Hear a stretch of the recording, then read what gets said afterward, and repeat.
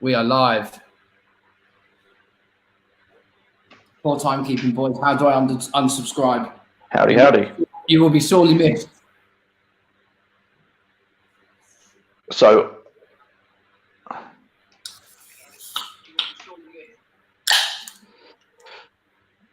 right, so bear with, obviously, a few audio issues. So I'm picking up the audio from the live stream here. So I'll have to pick up what Tim's saying on the chat. I'm keeping on the chat as well, which is not too bad. So, but there is a bit of a delay.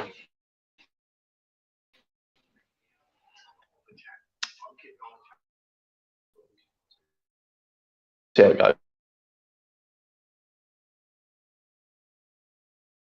Let us know if we're having any issues. It looks like Richie's frozen. But we'll see. Right. Okay. Tim is still suffering from today's drinking. They're running late, 100%.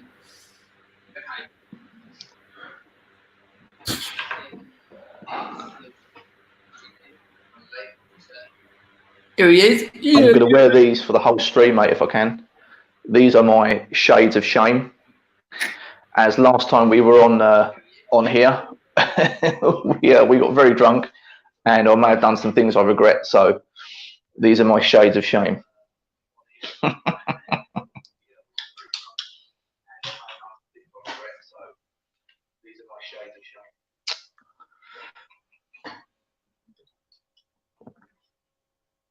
We have to be a bit careful here because there's going to be a little bit of a delay, but I'll go through some of the questions. And obviously, if you do have any questions, guys, please feel free to fire them over. More than happy to answer questions. While you're here as well, please remember to slap that like. Would love that. Get some likes in on the channel.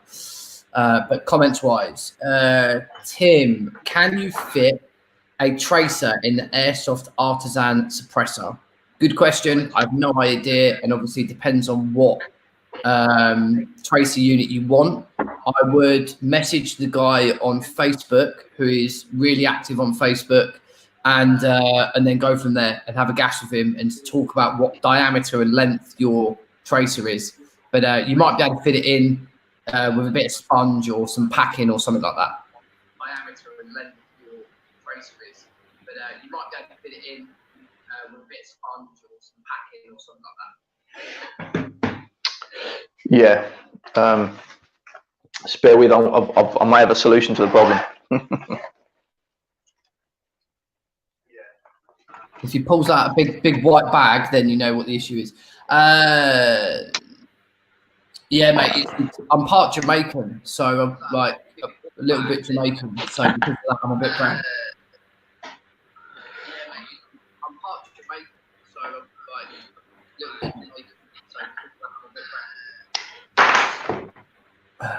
There we go. Richie, how's the truck looking? I'll let him come back to that. Richie's still white as mozzarella. Yeah, you can fit depending on your tracer. Yeah, I would speak to the guy. He's super cool. Richie's truck, I will let him dive into what he's been doing with the truck. He's been super busy. He's just going to try and address some of the audio issues we've been having.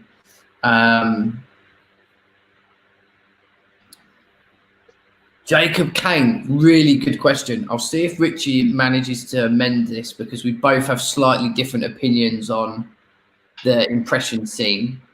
Is my audio? Have I got any feedback on the audio? Is this okay? That's perfect. Right. In that case, mate, we will run with this. No sort of delay or anything. In which case, let's crack on with this. I'd say. Yeah. People asking about your truck before we do that question. Oh, mate. So today it's been full bore. I've literally, things parcels have been turning up. So I'm just setting up the split battery system. So basically, I need to run the fridge, some auxiliary lights, so some strip lights, some LED light panel lights for under the canopy and stuff, charging phones, charging laptops, charging drones, etc. So I need a separate battery system that could be charged from the car when you're driving, and also via solar power when you're set up your camp, wherever you're stationary. So a lot of research has gone into this. over the past sort of 3-4 months or so. But yeah, all the parts are rolling in. I've made the control panel now, which is going to be for my fuses, my DC to DC charger, switches, sockets, USB sockets, etc. So yeah, just slowly but surely getting there with that. Ordered some funky new little LED, not a light bar. These are just little lights, little sort of fog lights that are going to set up on the roof rack. But they're quite cool. So when you're just running your side lights or your dip beam, you just have an orange marker light top and bottom. But under full beam, you're going to have those LED lights on as well. It's like a big spot, 2 big spots. So yeah, looking forward to getting them wired in.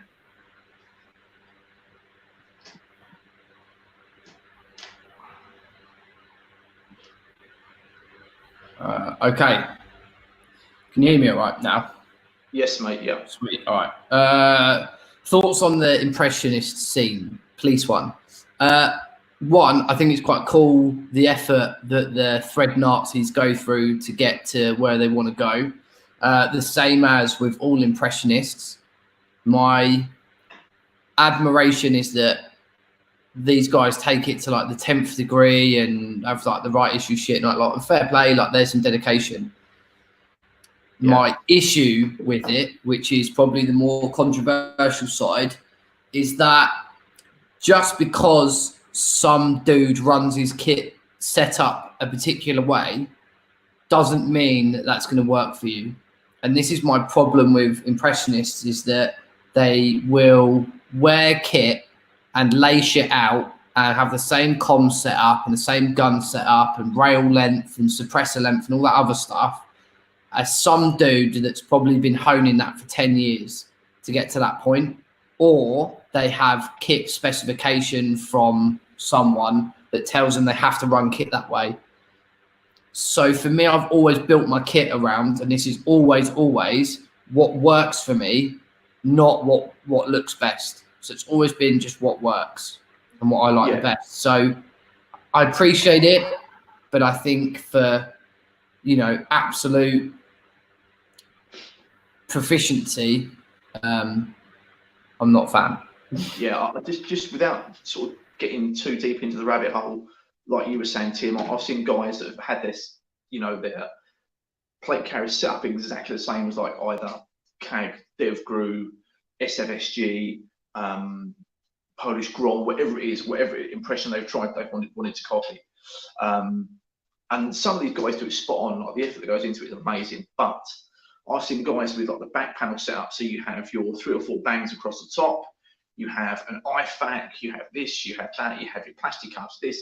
Don't get me wrong, we've all done it. I'm guilty as well. I've put shit on my vest and my plate carrier that there was actually no need for at all.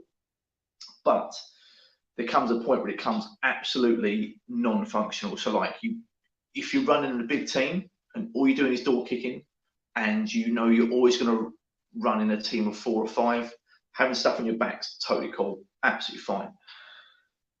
But as soon as a couple of guys get hit, they go back to regen, then you're on your own. Then how you're going to get to your shit back here? It's just not going to happen. Not going to happen.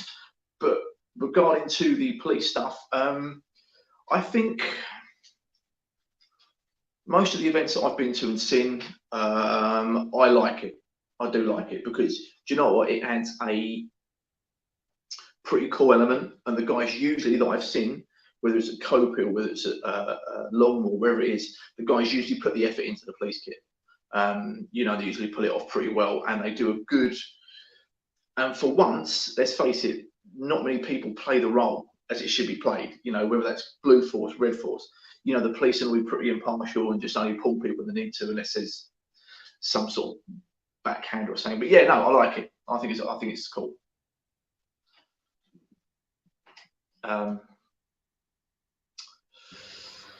Just going to go through some of the other questions. Yeah. JJ saying it's weird seeing you, Richie, without having your weapon wall up. Yeah, I know, right? I know. I thought I'd a bit change of scenery. I thought I need to get the guns laid out just down here. So we'll get to that in just a hot minute. But first, gin.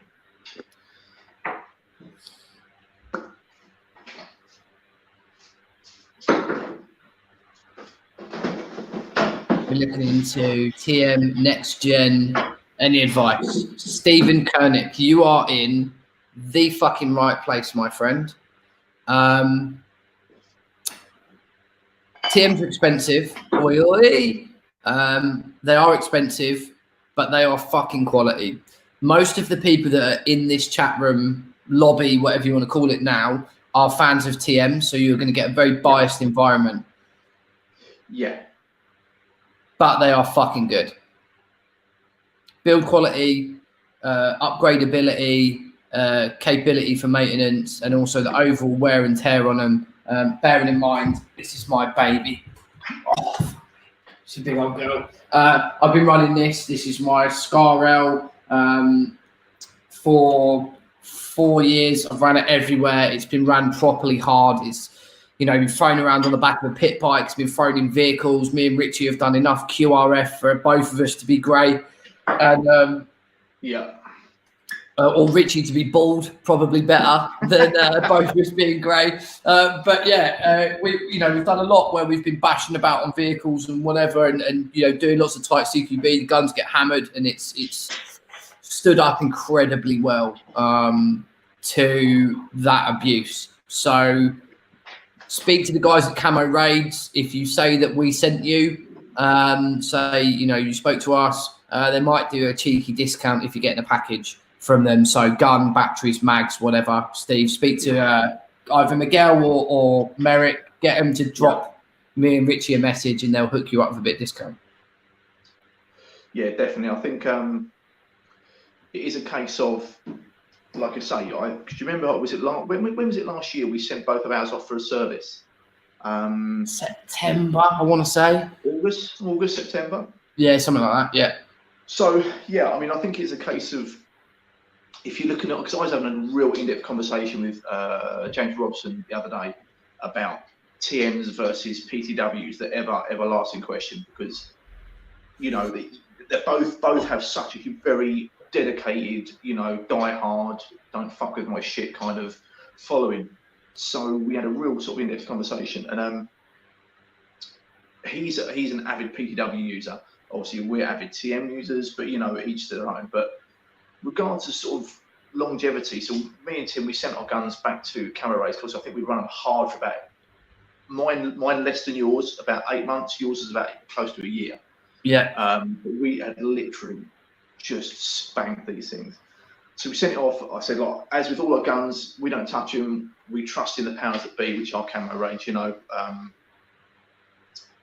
Yeah, I was quite surprised when they come back and said there's literally nothing wrong with it. It just needs re-greasing, bit of cleaning, bit of polishing. And obviously we added some new parts. Of course we did. It didn't have to, but we did. Yeah, so like I say, but that really is a testament to show that after we run hard for 8 months and 10 months respectively, nothing was worn. Nothing was worn, nothing was broken, nothing required changing. So just to clean and polish, and she's good to go, you know? Yeah. Which I think is one of the key things. Lee Ingle, are you still liking your ray cows? I've been running ray cows since 2014/2015. I used to run. When did we stop playing at Dino's, Richie? Wow, mate, that is 2015. I was going to say 15, 16. Yeah. So I used to run ray cows there. So I've been running them for nearly 5 years. I've had 2 sets. The first set cost me £8.50. And I didn't know Richie very well when I got them. And I was asking people who might know someone that knew about them. And I messaged Richie on Facebook like a nervous schoolgirl and said, hi, Mr. Cool. Don't worry if you can't get back to me because of your big dicks in the way of the keyboard. Our ray cows are good. And yeah, Richie had run a set before. So I've been running them for a long time. I still run them now. You know, this is my sort of traditional setup. So you can see the ray cow boxes here. And and the radio goes in there. And then the radio goes, the cabling goes up over the shoulder, loops over to my TTHG PTT, and then I run these. And these are the earbuds. Unlike most of the time when I used to run the Surefire, I actually got these. These are the Silynx earbuds, just because I had a set of Silynxes and I didn't sell them with the ones I'd worn, so I kept these ones. They're pretty cool and they fit well. It's a really solid comm setup as long as you can get them in your ear holes tight. The only real problems you get is when they're a little bit loose in your ears, but get them in there nice and tight. I mean, Richie's also a Raycal user, so yeah. I mean, I've been running Raycal since 2013, I think 2012, 2013, and mate, like, it absolutely sickens me what I paid for them. So back in 2013, I paid about £250 for my Raycal set. They're like £18 on eBay now. Yeah, but when I spoke to you about them, I said, you said, where'd you get them from? I said, eBay. You're like, how much? Like $8.50. Like, oh shit! But you had the radios as well, didn't you? So, is it the PRR? Yeah, PRR. Yeah, because we were running the setup they were designed to be run with. So I was running the Raycals in ears along with the PRR. Yeah. I also had the dual comm, which was SquadNet and CommandNet. So I had the old school, like big green military radio. And it took like 8 D-cell batteries. It was like the radio was 90% battery. Absolute piece of shit, but you know what? It's what it is, you know. But yeah, I love them. Like same as you, Tim. The only thing I'd say is you run yours just as is. I run with mine with the EP7s because, like, I don't know if you guys can see. I'll try and do it. So this bit of the ear here, that bit, the EP7 basically sits in there. Yeah. And it sort of hugs that bit of the ear. So I have a problem where I know they're both pretty fucking massive, but this ear hole is actually bigger than this one. So the left one's bigger. So the left one, if I'm not careful, like, I have to keep sort of pushing it in. But with the EP7s, it's not as bad. It just sort of hugs that bit of the ear and holds it in. So exactly like you were saying, Tim, but obviously I found the earbuds that come with the Surefire EP7s, they don't last long. They're a good soft material, but they're not very light wearing. So like you, mate, I just went on eBay and found some replacement foam plugs. But yes, cracking setup, amazing setup for the price that they are. So good. Yeah, and you can pick them up at a decent price. Mott's in here. What's up, Mott? How are you, dude? Bulldozer Action, loads of people joining. So thank you very much, guys. If you are watching at the minute, we've got 63 viewers. Please slap that like. That'd be awesome. It really helps our videos if you like our content. So just if you can, I know you're mobile, it's a bit difficult, but if you can find a way, someone will put it in the comments of how to like the video. And if you're watching on Facebook, again, a like's really appreciated. That'd be fucking cool. Any questions you have for us, please feel free to throw them out. Any questions regarding whatever it is we're talking about? Obviously, we're going to move on to the guns and stuff in a bit, but we're just shooting the shit right now. So any questions, bang them in. Jamie Britt made a good point. You need to mod the standard Raycal if you want to run Baofeng or Earmore PTT. So, yeah, I would say, obviously, initially I was running mine with the PRR, personal roll radio, so they just plug straight in. But likewise, if you do want to run with a Baofeng or a TRI TCA, then you will probably need to stick to something like JCI comms and get yourself a decent PTT made up. Or, you know, it even does the link leads. So if you want to run your Earmores, your Raycals, and then swap those out for a set of Earmores, he'll do a fly lead, a little jumper lead that will adapt that. So super cool. Yeah. So let's go through some of these comments. Okay. Just saw something. What's your opinion? Okay, we're down from that. So let's keep going. Yes. Get the shot glasses out, mate. We're not going as hard as the other week, but if you do want to get your shot glasses out, please feel free. Okay, I'll keep this one really quick. High Temp Airsoft Group, HTAG. Please give me your opinion on HPA systems in Milsims games. I'm desperate to hear your opinion. Okay, I don't fucking like them. I've never liked HPA. I think it's shit. I don't like the lead coming from them. I don't like the fact that they have such they have an expenditure that is almost incomplete. You know, once it's expended that tank and you're out on the ground, you're fucked. Unless you carry another tank with you or something like that. Like, that's the thing that I don't like. If my SCAR goes down because of a battery, I carry a spare. or I have enough rounds on me to keep that weapon system in play at all times. The thing that I don't like with the HPA is if you are out on the ground for a long period of time and you have a massive firefight and then that gun goes down because you've run out of gas, even if it's, say, 10,000 rounds, 20,000 rounds, whatever, I don't like that factor of it. But also I don't like the look of them. I think they're a bit janky. And last thing, because I know Richie's got a view on this as well. The other thing that I don't like is that they're so easily manipulated. So I know that people have these competition locks. I know all this other shit that can be done with the regulator. Everyone that I know that has had or run one has at some point run it capped out at like 600 FPS, 650 FPS. That for me is just slightly worrying. It's not that I'm paranoid, but I just don't trust anyone. Yeah, I know what you mean. But the thing is, obviously, like you say, if you're running a standard AEG or a PTW, you've either physically got to change the spring in your gun, change the cylinder in your PTW, change the weight of the ammo to cheat the chrono. But whereas with this HPA system, it's just like, that's it, it's done. Do you know what I mean? You've gained 100 FPS. Opinions, obviously I know the question specifically says in Milsims. My first 2 impressions I ever saw HPA, mate, I was like, this is fucking epic. Do you know what I mean? So we was at the Valley and I had my PVS 7s. And no, was it 7s or was it my Ambis? The other one, no, the other ones. The Modern Warfare ones. So and the guy wanted to look at mine, and I was like, "What you got there?" Then he's like, "Oh, it's a whatever it is, M4 blah blah HPA." And mate, he like fired it. This thing went. I was like, "That's so quiet. That is stupidly fucking quiet." Now, obviously, like you, Tim, I looked at it and went, "The potential for this is amazing," but right now it looks like a fucking M4. You've got a fucking lead coming off to a tank that's in a hydration bladder that's half hanging out because it doesn't quite fit. Do you know what I mean? And I was like, oh, it's almost there. It could be so good, but it's not. It's a bag of shit. You know, the other time that I've seen that I thought it was epic was those guys that run the minigun with the HPA. Yeah, oh mate, I forgot his name. Big long grey beard, always asks how we are. Yeah, fucking wicked guy.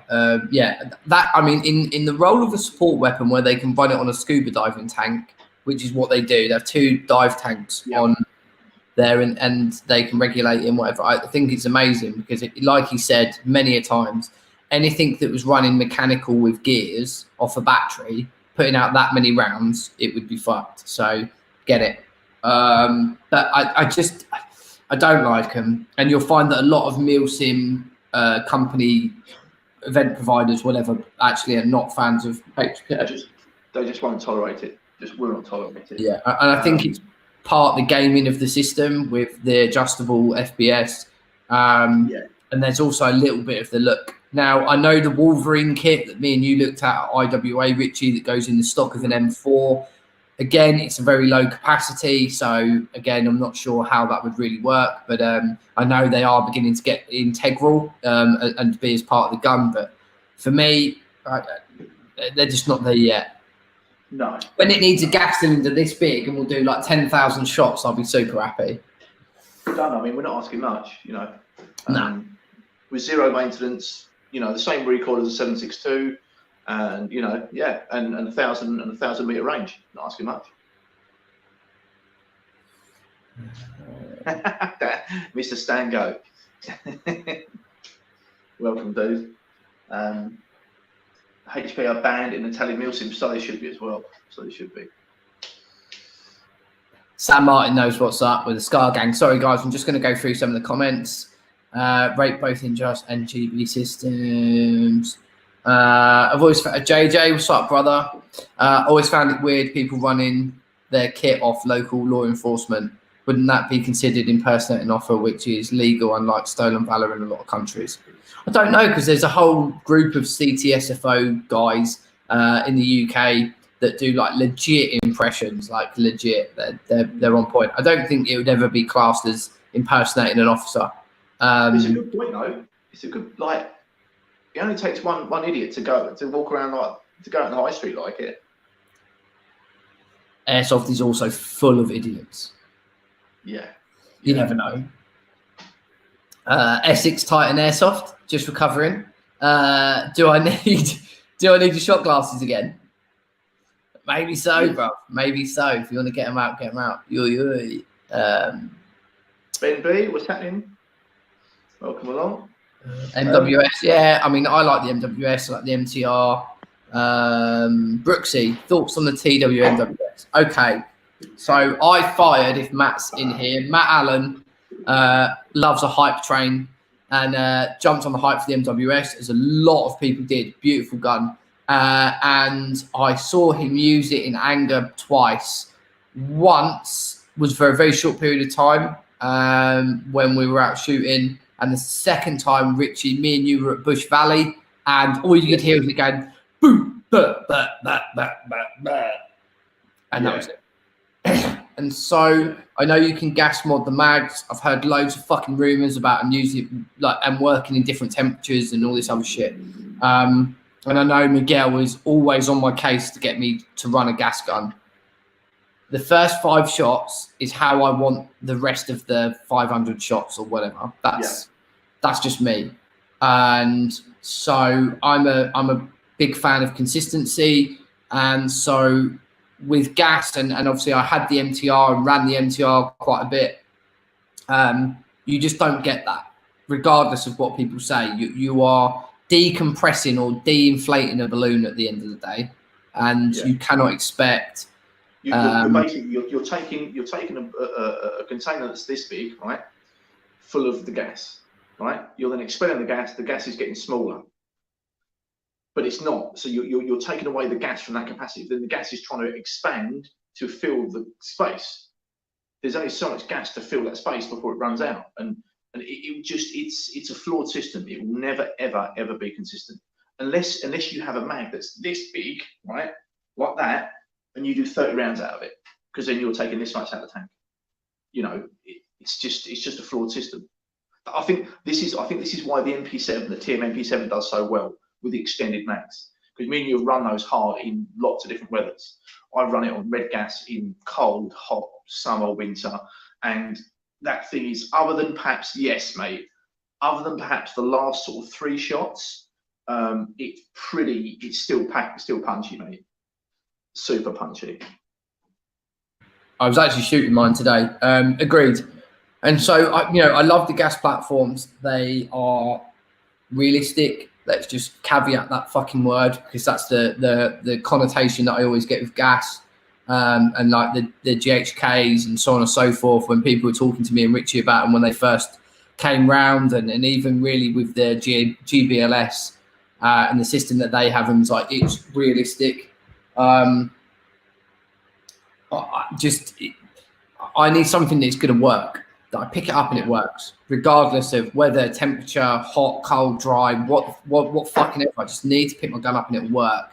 And me and Richie have been in so many situations now. I actually remember being asleep during the day because me and Richie were doing night ops, and I woke up to Richie kneeling up in his bed, picking up his it was Mark 46, picking up Mark 46 and fucking shooting people from his bed in a vest and iPro. 1, I was aroused, and then 2, I was like, that is, oh God, I've got to write the mast. And on a serious note, that is just when you need your gun to work. You need you can't pick up, my mags aren't warm, or I haven't gas my mags, whatever. You just need to pick that cunt up and shoot it. And that's happened a few times, and it's that moment that you rely on a gun. So I think an MWS is a great platform if you want to skirmish with it and you want to do the morning on gas. Well, and it's a nice summer's day, and you can pick the conditions where you use it and the time that you use it. Like, have it as a backup gun for fun.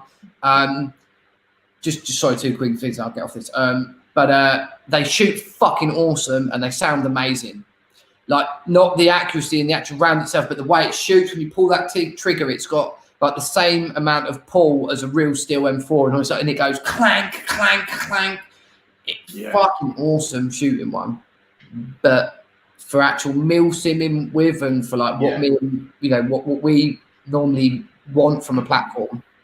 Mind you, you say that, mate. I am obviously the whole reason why I did live stream is because obviously a lot of us guys, a lot of everyone that's in here watching this with us is hasn't pulled a trigger, hasn't been out shooting, hasn't been out airsofting for a very, very long time. I know for me and you, Tim, it's quite considerably a long time. Obviously, I know we had a bit of a break, but I actually put a battery in my Scar today, and like we were saying the other day, fuck, that thing's loud. Like, the recoil is loud, mate. You forget just how punchy these things are. But yeah, so obviously onto the subject at hand. The reason why we're doing this is because obviously we've not really got to touch these little things for a while now. Mate, I fucking love optic. And obviously that is a very, very, very expensive gun. It's a lovely one. It's a very expensive gun. I don't even want to think about it, if I'm honest with you. It's gonna get drop kicked out the fucking window later. Grand's worth of optic. Fuck off. It just spear it at someone. Razors are shit.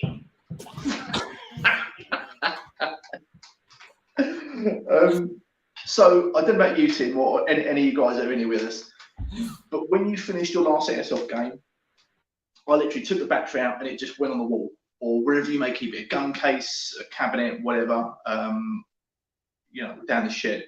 But yeah, I literally just did nothing with it.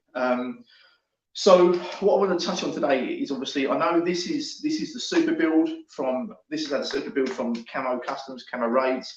Obviously the gun is from Camo Raids, but this has had the full works. I don't know if Camo are in here or not, but it'd be nice if they could chime in and just write a quick list of what's in here, because I've actually forgotten. But the real basics that are in the heart of this, anyone that hasn't seen the video, is the Gate Titan MOSFET. It is the Action Army, I think it's the 30k motor. Edgy barrel, R-hop, an absolute metric ton of FPS parts from Italy, upgrade parts. Jamie Britt, I know you're in here. Please chime in, mate, if you remember what went into this. But this, yeah, it's got a ton of upgrades. Now, these are unlike the gas guns, gas blowbacks, and such like we talk about. You can't just open these things up. You can't, like we were saying, you can't check inside. If I'm worried about what's in here, I go to the carriage, fix, do the thing, make it do the do with the thing and the and then clack clack ding ding. That's what I wanted to do. So as little maintenance as we can do, and I'll be really interested to hear like your thoughts, your processes, your little rituals that you do when you're finished shooting your gun on a Sunday. What is your ritual? What do you do? Do you clean it? Do you take the motor out? Do you strip the whole thing down to the gearbox? But I know I don't. I'm not sure about you, Tim. But I'm literally going to, whilst we're here, clean the barrel, because I thought that's something my monkey hands are capable of doing. So yeah, we're going to go ahead and do that in a bit. But nice. What about you, Tim? Obviously, I know you're quite pharmaceutical when it comes to sort of looking after your kit, aren't you? Yeah, yeah. I mean, at best, when the gun comes back, you know, I try and dry it out. If it's been near any wet, I normally will check sort of, you know, especially the key areas from the scar where you will hold moisture, like one of these. Jamie, you're probably going to hate this bit, so just Jamie, look away, because you won't like this bit. But inside here, guys, there's a little well in there on both sides, so you can probably see in where that. Oh shit, I'm the wrong way. Yeah, in here, and then on this side in the bottom crevices. If it rains, you normally will get a little bit of moisture in here and a little bit of moisture in there. So things like that, mate. I just make sure it's dry. I'll take the optic off and wipe all the rails down, keep it nice and clean. Because guys, you'll probably be able to see, you know, for a gun that's been run for many, many years and quite you know, abused, I would say. It's pretty clean. You know, there's not really even many scratches or marks on it. The most really are on the stock. So yeah, I'll wipe it down. Again, you know, I like to run a swab through the barrel if I can. and then check all the batteries and whatever. You know, just the basics. This is a long gun, and I'm a very short person, so if I haven't got the suppressor on because of the Surefire quad prong, I'll always clean that out as well and just make sure there's no shit in the end of it. Do you know what I mean? Yeah. Yeah. Like I say, I think like I say, I picked it up today. First time I've touched it in about 3 months, I'm going to say, and put a battery in it, and mate, it sounded as good as the day I picked it up. It was so good, so good. But like we said, mate, that's the difference of something that once you put a battery in, you know it's going to go. You know it's going to. It's going to you pull the trigger, it's going to shoot something. Richie, I will leave this one with you because you and me probably have the same view on the GBBRs at Milsims, just from what we've seen from the GHKs and all the rest of the guys that we've seen run these. Yeah. I'm going to quickly run and grab a beer because I'm empty. Yeah. Are you all right to roll through that? Yeah. So just whatever. So loads of questions in there from there down. So what's your opinion on running gas blowbacks at Milsims? I think, do you know what? Just knock yourself out. If you do, I wholeheartedly will back that. Because it's realism, it's military simulation. So, you know, you're literally fitting the box as best as you can. I don't think you can fit in it any better. But would I run one myself? Absolutely not. A couple of reasons. Basically, one of those is I've seen gas blowbacks being used at Milsims. 30-round mags, yes, it's real. Is everyone using 30-round mags? No. So then, you know, it brings you back around to what I was going to sort of, the whole argument for not running gas blowbacks is, if you find yourself in a fair fight, you're doing something wrong. Now, it's fine running 30-round mags, having the realistic action, etc. And obviously, sorry guys, my phone's just gone off. There we go. I think we're back. Yeah, so obviously, running 30-round mags, not everyone's running 30 rounds, sometimes 60, sometimes 120-round mags, so 3 times about the ammunition it's you. So if it comes to you having a standoff with someone on, you know, you're pie in a corner and you're exchanging rounds, the minute you get to your 29th and the 30th round and that bolt locks back and he hears you shout changing or he hears you mag out, that guy knows he's still got another 30 to 60 rounds in his mag. He can still pie the corner. And you know, and drop you like water. So, do I think it's advantageous? It's not advantageous. Let me put it that way. I think it's a really good thing to do if everyone was doing it, but it's not advantageous in the slightest. I've also seen guys run gas blowbacks. Obviously, we all have to bomb up. So sometimes we were holding the building at Catrick, I think it was, last year sometime, and we were taking turns on this doorway. Guys were peeling round and we were holding this doorway, just putting rounds down. As soon as this guy would go last mag, he would peel out, the next guy would take his place. Super efficient, really good system. And we held that corner for about an hour and 30 minutes. Until such a time as someone, he who shall not be named, had a gas blowback. And the same thing, it wasn't particularly cold, but it was cold enough. You get clack, clack, clack, clack, clack, clack, clack. And then it didn't gas out, but then he had to sort of change mag. Clack, clack, clack, clack, clack, clack, clack. And after about 3 or 4 mags, he had to go back. But then it's not the timing, because we can go bomb up. Fine. He had to bomb up. He had to get a gas bottle, get the gas bottle out of his pack here, pass me the gas bottle, 4 mags. Has anyone got any gas? I've run out of gas.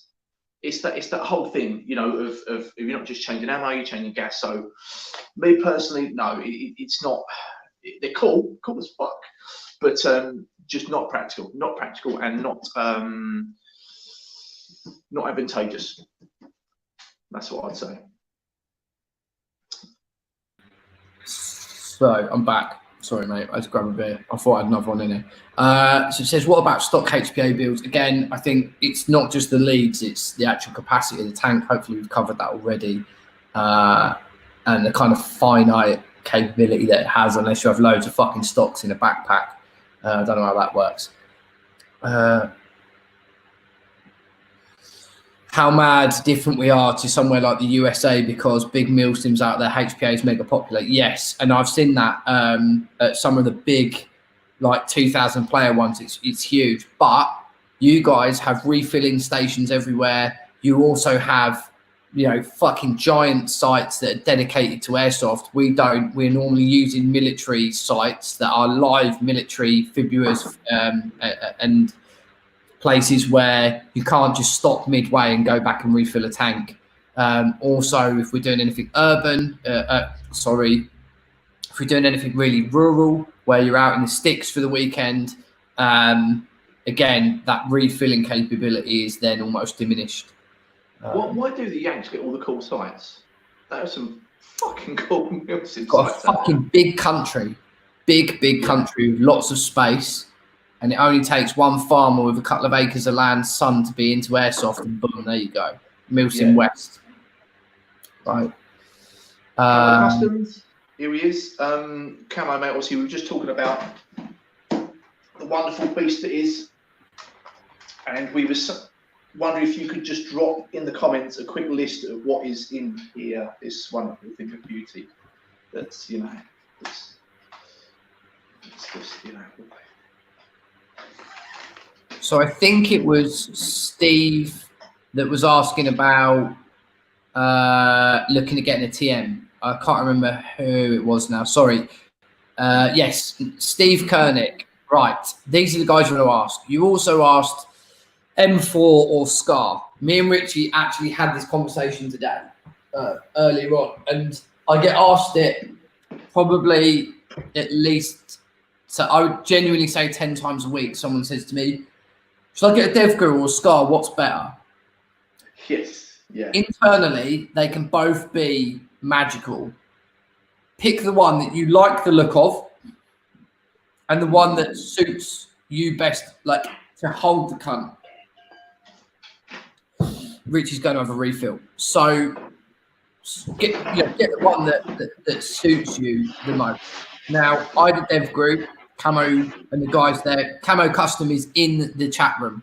So, guys, if you have any questions, at Camo Customs or at Camo, and then write your question, and then he'll answer it for you. These guys know fucking everything. So, if you want to ask Camo a question, just at Camo, and he'll answer your questions for you. Anyway, they can both be insane. It really depends on the look of the gun that you want and ergonomically what you want from a gun.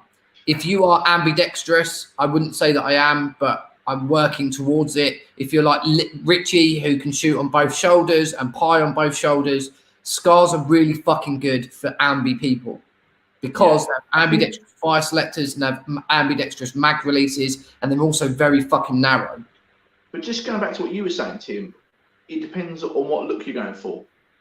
I think how many people, right, have bought an airsoft gun. Can't believe you're measuring shots out. You've changed. I'm gonna buy this airsoft gun because it performs really well. I don't care what it looks like. It's the best performing gun in the world, so I don't care what it looks like. Said no one ever. Right. We first started off with the SCARs because we loved the fucking look of them, and no one had them. Everyone hated him. They're like the ugly kid that no one wanted. Yeah, I mean, Jamie Britt absolutely hates him with a passion. I think he's got a little mascot that he stabbed with a pin, little miniature SCAR heavy. I'm sure it's identical to mine. But yeah, like you say, it just sort of happens that the SCARs, you know, can be tricked out just as well as the 416. You know, obviously that's the beauty about them. But yeah, internally they both can have the potential to be, you know, absolute killer weapons. Yeah, agreed. So we've got a lot more questions coming in. Guys, really appreciate the questions, by the way. We've got 90 people watching. Please slap a like. That'd be fucking amazing. We've only got 22 likes. So just take a real second for us. Slap a like on the video. It's fucking awesome. It helps promote our video internally with YouTube. We're not just saying it for fun, but it helps actually promote the video itself, which would be really cool. Okay. Wings Gilmore, how's it going, buddy? Hello, boy. Matt, how are you, mate? Jake Pickering. TMMP7, keep it standard or have it upgraded. Mine is standard. Has been standard from the beginning. I won't upgrade it until Merrick either or Miguel steal it or until it breaks. It's worked for me incredibly well standard. On a good day, it will outrange a lot of guns. On a bad day, it's still a fucking animal on CQB. I have run it with the stock closed, and I've run it with Richie. One-handed Sideways. On a pit bike. But I have run it actually on a full day with Richie at Catterick. I had the Scar H and we were doing a patrol. We stood still for a couple of hours. So I actually swapped out to the MP7 for one of my best ops ever, which was with GSRs on with Richie. And I ran the MP7 for the whole night. Very, very good gun, very capable. If you want something where I had a backpack on with a load of shit in it and a GSR and nods and lid and all this other stuff on, I just was so cramped. I just couldn't have the Scar H on the front of me. It was killing me. I jumped down to this and ran it with Richie for the night. And it was super, super good fun. Yeah, likewise, mate. Just like you were saying, you know, we had I had the over-ear comms, the GSR, lid, nods, great plate, two 152s, all the cables, and you just felt like overcome with it all. Do you know what I mean? It's all in place, but you still feel fucking hell. I'm now trying to shoulder this great big gun, and what a difference that little MP7 made, because you could just tuck it nice and tight. And when you're going up those, anyone's been to Catterick or Copill, going up those stairwells and stuff, you've got to get super, super tight. So, yeah.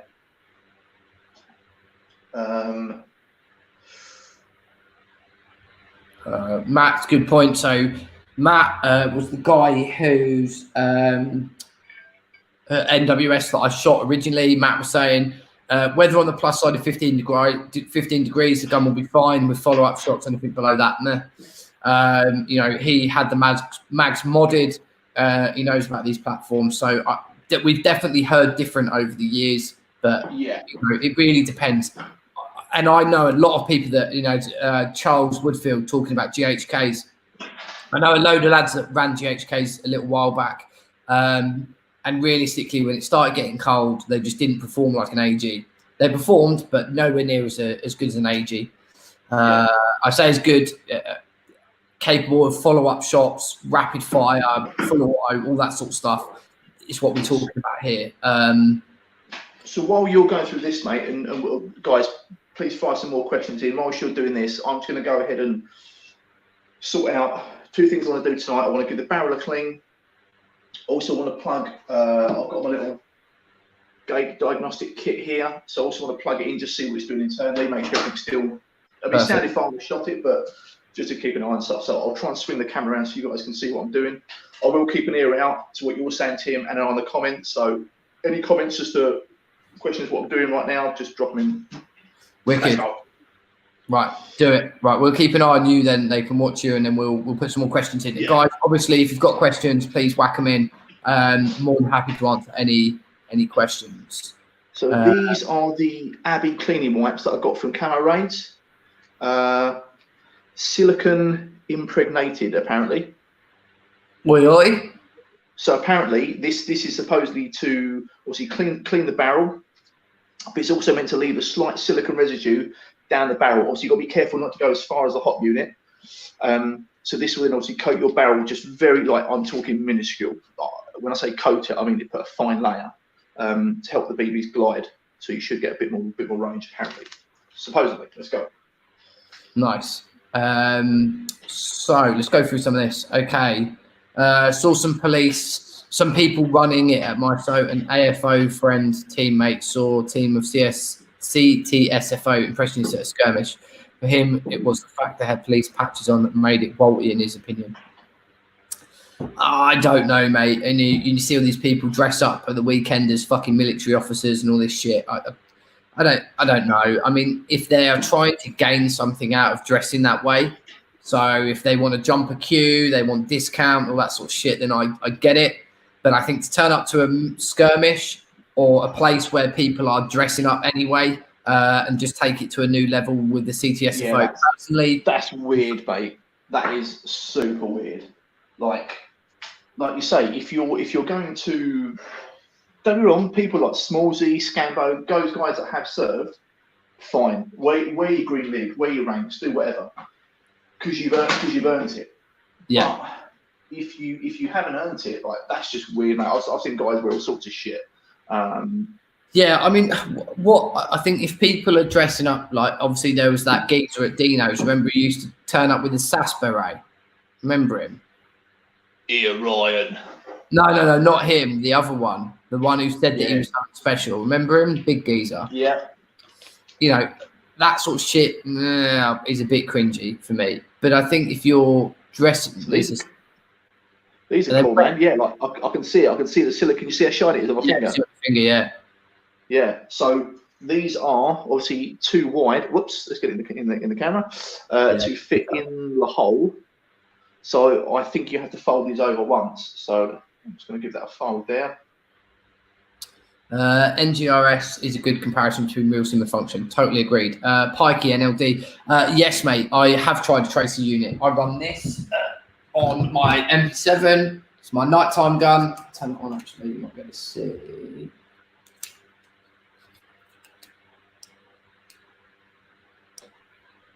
Whoops. There we go. Right. So we've got a little silicone coated rag there. So Nice. I'm going to bring it down halfway. Very clean. Keen to see how dirty it comes out. Yeah. I wonder if that might be a bit too thick. Let's give it a very gentle push, shall we? Oi, oi. Everything's an innuendo with me. Yes, have tried tracing units while Richie's doing that. Me and Richie have both run tracers. There is definitely a time and a place for it. And they're not always appropriate, but they can be incredibly fun. Fun more than function. They're great when you see a load of tracers flying about via NV. So, yeah, I have tried tracers. I think they're great in the right conditions. If you've got a load of guys with nods on, don't do it. You're just going to get shot in the face. That's an interesting one, mate. League Inti. I'm ex-army and I still wouldn't wear any of my regiment colours or insignia. Oh, so, there you go. Yeah. If you want realistic, buy an AG and pay someone to punch you in the back all day. I don't know, Martin, if I can agree with that. All the times that I've shot, like my dad, so for example, my dad's got a 223. It's got a 1 in 8 precision barrel in it. It's got literally every trick fucking part that you can imagine. If you don't believe me, there's a video on the channel of me shooting it. I shot the thing for the whole day, and I've definitely had more shoulder pain than carrying the fucking an airsoft gun around. It was the lightest thing to fire. So have a look at Stavaganders. Interesting. Clean as a whistle. No. Oh.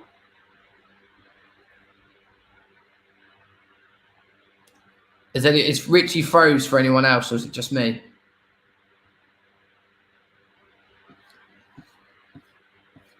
Just me. Comments, people. Is Richie froze? Eek.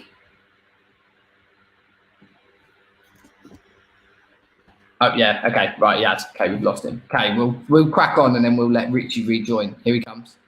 I can't say that I think that fucking M4 recoil or 5.56 recoil is actually that bad at all, especially if the gun's rested. It's yeah. Anyway. Sorry, Richie. Sorry about that. You're crystal clear now. Yeah. So not. That's all dirt there. Might be from the end of the barrel though. So it's not. How can I put it? It's not loads of dirt and grit. Do you know what I mean? Yeah. It's just. It's a bit shiny as well, as if it's just where the barrel was worn a bit. Do you know what I mean? Just where the barrel's had rounds down it, and it's just a little bit dirty. But like I say, that's the tiniest little bit as well. It's not a great deal. So pretty decent, dude. Yeah, mate. I'm gonna give it one more whirl. We'll see how we go. Opinions on the ICS L85 A2 S80 SA80 replica? Fuck no. I don't know. The gun is ugly with dog shit. I know you guys. There's guys in here that have served. I'm not fucking going into one. Please don't get your knickers in a twist. But the gun is ugly as fuck. in my opinion, whatever, right?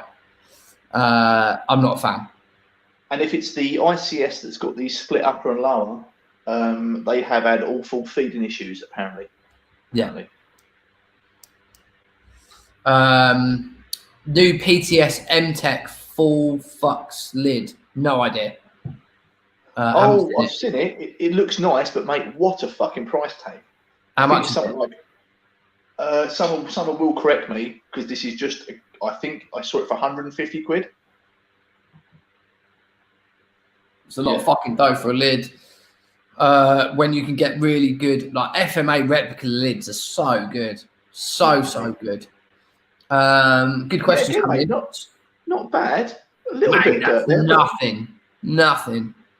But you know, you'd expect to see like bits of grit and like yeah, bits of plastic and white and stuff. But no, mate, it's just pretty good. But obviously now, because of these good BBs, that barrel has a nice coating of silicone now as well. Lovely. So I'm happy with that.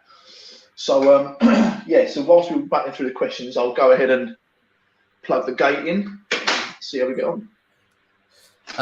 Anthony Sims, have you ever considered painting any of your weapon systems? I've been poked in the fucking forehead a million times about painting my guns. I will never do it. I'm not a fan of it. I don't like it. Richie's painted loads of his guns. They all look Gucci as fuck, but I'm just personally not a fan for my own guns. That looks the bollocks. So I love that gun. It's so short and angry and fuck off. It's a bit like me. Yeah, mate. Basically, it's like you in 6mm in AEG form. But yeah, you know, I haven't. Richie's painted a lot of his kit, and he's had loads of different setups and guns. I haven't really, but I've always kept mine unpainted. It's the thing that I'm into. But anyway, just finished building my 416 before the lockdown. Not fired. A round in anger. Got it sitting next to my SRS waiting for the day. Nice nitro, Pete. I think the day we all get to go out and have a tear up again is going to be good. R-hop makes a lot of difference. Yeah, it does. I run an R-hop in my SCAR. Richie's got an R-hop in his SCAR. They were both done by the fucking geniuses that are Camo Customs. I have incredible range and a very, very flat trajectory on my ranges as well. So, yeah, super impressed. Yeah. And I'm not a fan of R-hops.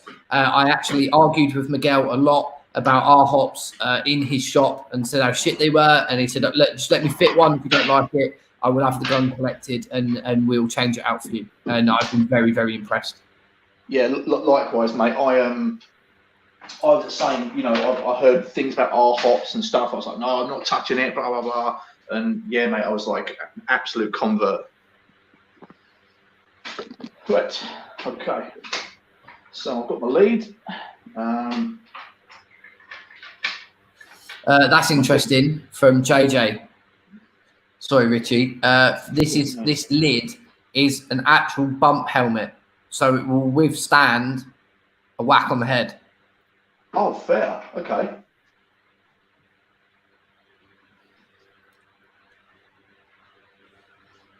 Ranger file. I'll take the barrel and hop out and clean it. It's really obvious that the battery comes out as well. Yeah. Scambo. All three of my TM NGRS have been modded by Camo and they're beasts. When it comes to maintenance, I clean the barrel. If it needs any work done, Miguel's number is on speed dial. Yoi. James C. Own a GXK and have run my Wii 416 for a few years. I strip and clean it, oil and store it safely. Good lad. Right. So Sam Walker. This lad knows. This boy knows. I just send it to Camo. Fucking 100%. Who don't? Yeah. So I'm going to try and get this so you guys can see it somehow. Bear with.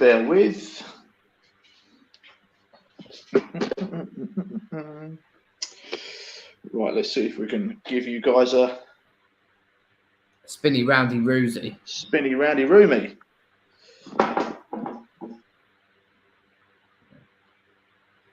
Let's see if Richie can do this. I think he might have frozen up again. Yeah, exactly. Charles, totally agree. I've seen this as well. I know mates of my, well, mates, people that I know through Airsoft that have done exactly that. They've, you know, done their GHK on green and white gas to get 340 and then CO2'd it. Can everyone see Richie's laptop? So just spam the comments if you can see his laptops. He's back on now. Right, so I've got the connector in. You guys might, oh yeah, there you go. So I've got the connector in, blue LED, which means we're connected with power, but not actually communicating as such. So let's go ahead and follow our system.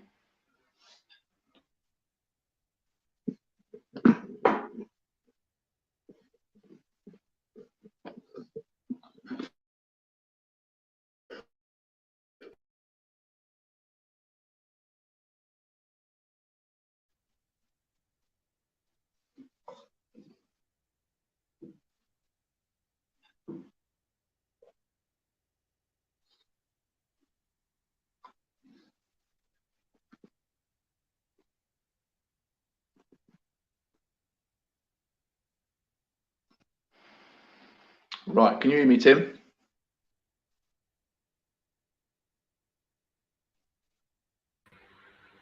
I can, mate. I just ducked off so that they can see your screen a bit better.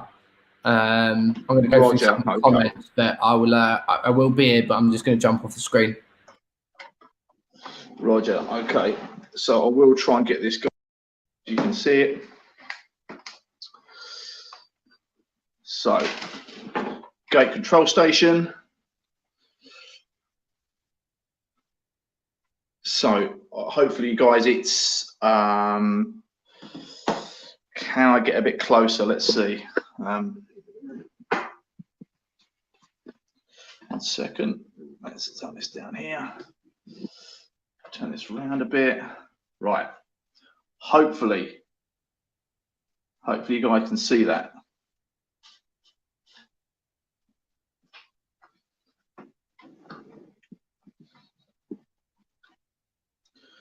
Okay.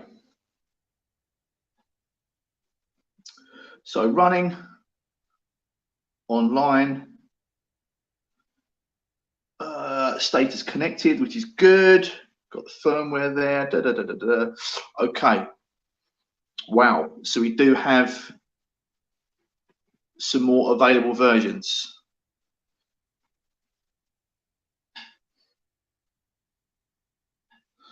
So I'm on firmware 0.2. You have 0.3B01. Good comment here from Patrick Hugh. Whatever you do, don't update the firmware to the most recent beta. I did mine and lost the bolt stop function. Oh shit.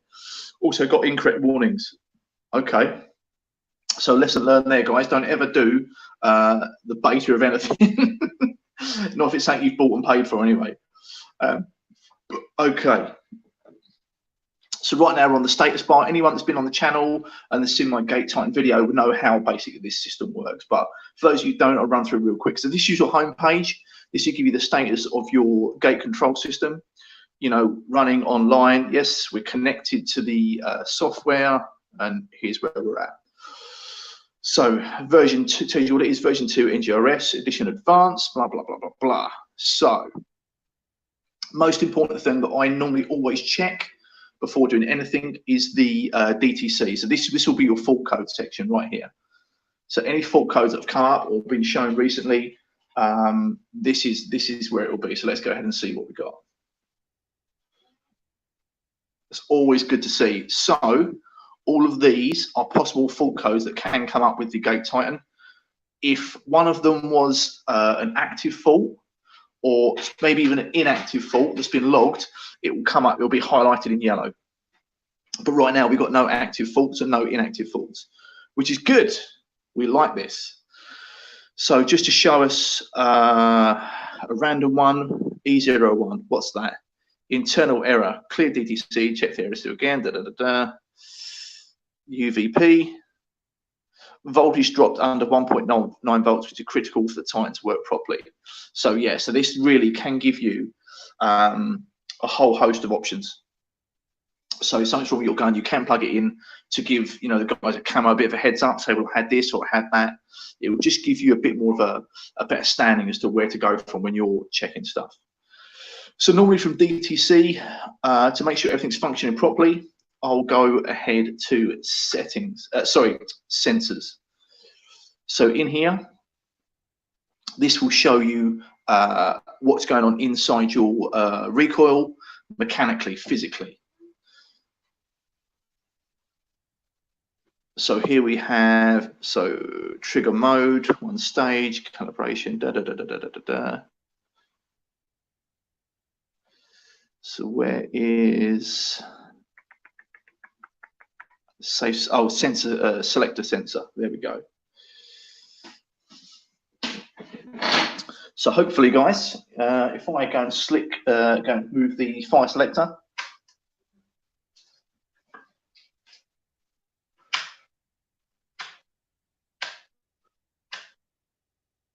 So as you can see, it moved from safe to semi. Now I am on the high side here of semi. So I am very close to that threshold of going into auto. So if I do one more click, that will take me to full auto. Back again. So you see here, I do have a bit of wobble, a bit of wear in this fire selector. But just if you look at just how easy that is to for me to diagnose that fault. So what I'm going to try and do, be very careful with that spilling my gin over my laptop. I'm not sure I'm about to show you guys. Let's have a look. So here is the fire selector. If you look at that bar underneath, can you see that bit of wobble there? How it affects the bar? And look how easy that can go over into full auto. I mean, I'm pushing on that and it's not going yet. There, we're just over. So I do have some wear on that fire selector plate there.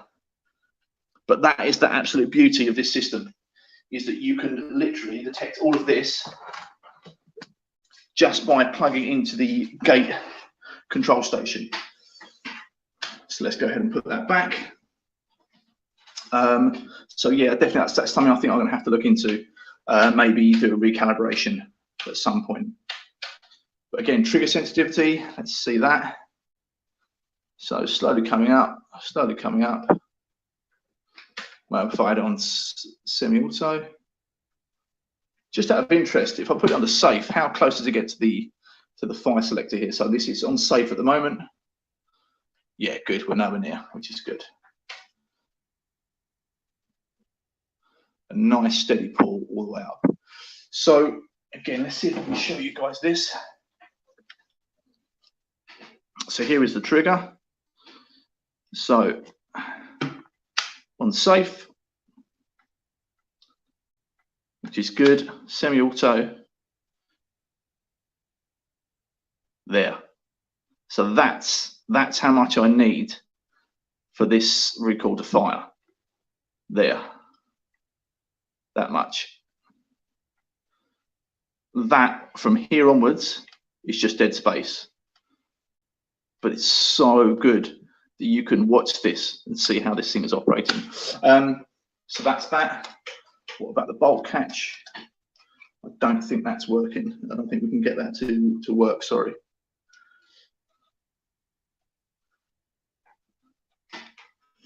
No, I'm not sure how I can replicate that because I don't have a mag with me, unfortunately.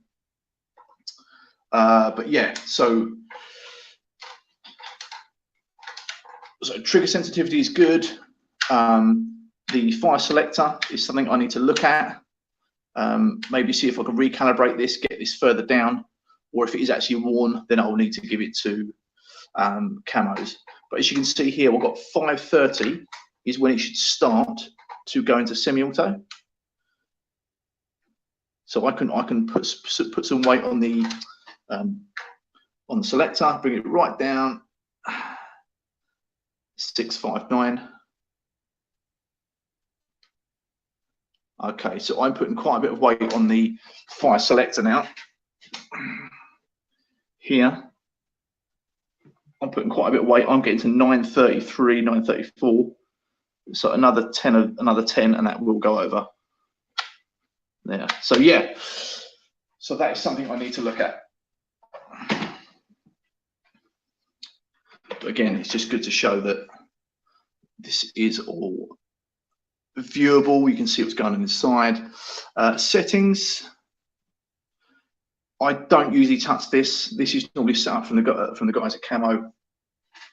The only thing I did take off was the low battery warning, as it was going off quite a lot, because me and Tim do have quite itchy trigger fingers. So safe semi burst auto, nice little touch there. 3-round burst. Gear ratio, high torque, equalizer level 2, active brake 60%, blah, blah, blah, blah, blah. Again, all stuff I don't really touch, guys. Statistics, this should be interesting.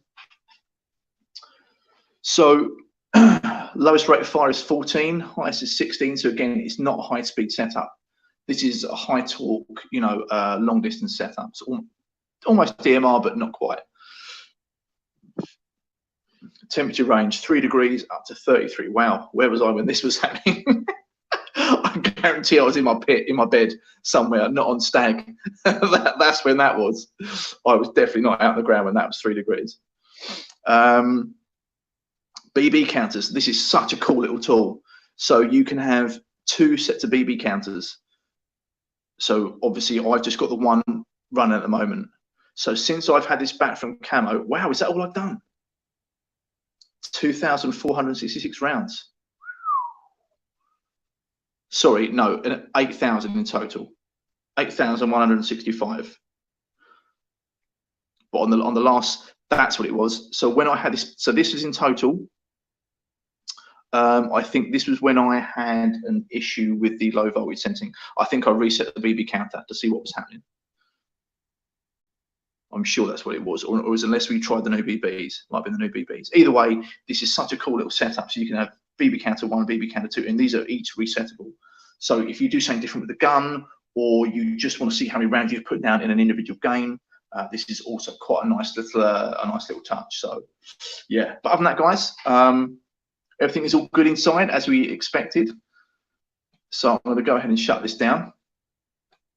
Tim, if you want to jump back on, mate, I'm going to plug a battery into this gun and just see what else is going on. So I'm going through the comments, and there's lots and lots of interesting stuff. I won't be able to go through all of them. Again, lots and lots of comments. So guys, we appreciate that. Okay, Nina and the Wolf. There's a reason that I've gone for that comment. I'm just fucking with you. I'm really interested in the purse. Can I see size-wise compared to other things on cam so I can figure out how big it is? Yes. So the purse design I actually wanted to talk about today because I got sent some filters for the front. So this is the purse. It's on the top in comparison to a standard.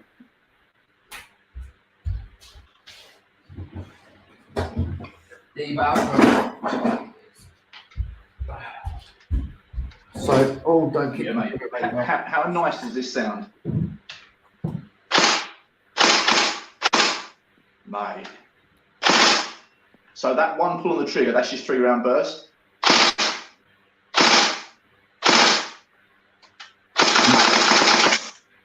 Love it. Right. So that's the purse. That is an Element LA5. Mate, it's like... Shit, sorry, I've got it the wrong way around. You know what I'm saying? It's fucking tiny in comparison, and it's much lower. Yeah. So, Nina, if you want to get yourself a LA5, do it. Speak to a friend of mine, drop me a message. I'll get one of these made up for you. It's a Lexan lens that covers the end. It's in there. You can just see it. Anyway, let's move on. White dust. Oh, yeah. But yeah, the purse is very, very good. Wearing patches you didn't even earn is cringe. Yeah, get it. Wendy Clone, 40 quid winner. Totally agree. Tim, Tim can only paint by numbers. Can't do paint by numbers if you don't know numbers, bruh. Oh, that gun's heavy. Okay. Michael Barnes, oi, mate. Arcteryx Leaf. I work for CSO where the cost was in Canadian dollars. Yeah, Canada is the place to get leaf stuff. Yes. Out there. So Jamie had a very good point, mate. People don't mess with the settings once your tech has set them in the gate control system. Just don't touch it. Don't fuck with them. Yeah. R-Hops in my SOC mod and in the Delta. Performance is amazing. I saw some people talking about GHKs further up. I don't want to get into it, but I've not seen anything from them that's been promising. Someone mentioned the GBLS thing. I've got no fucking time for it. Every single one I've held, looked at, has shot shit. Dan Foo Fighter lent me his to shoot. Sam, you was there as well. It was fucking shit. I'm not going to say it was great. It wasn't great. It wasn't good. It wasn't even close. It did not outshoot anything on the day. I mean, I've tried one myself. Heavy as fuck. I've tried one myself for a very early version, and it was dog shit, mate. You know, one round went like this, other round went up here, other round went straight. It was this. Yeah. And it was like, oh, perhaps the hot rubber just needs to warm up. It's no fucking good to me. Like, it needs to shoot straight every time. Bruv, now, 100%. Don't be wrong. Like, if I could be completely wrong. If GBS have, you know, if they've got better, if they've improved their systems and how the hot unit works, etc., maybe this thing, it's like you never buy the first one of anything. Maybe that's the case.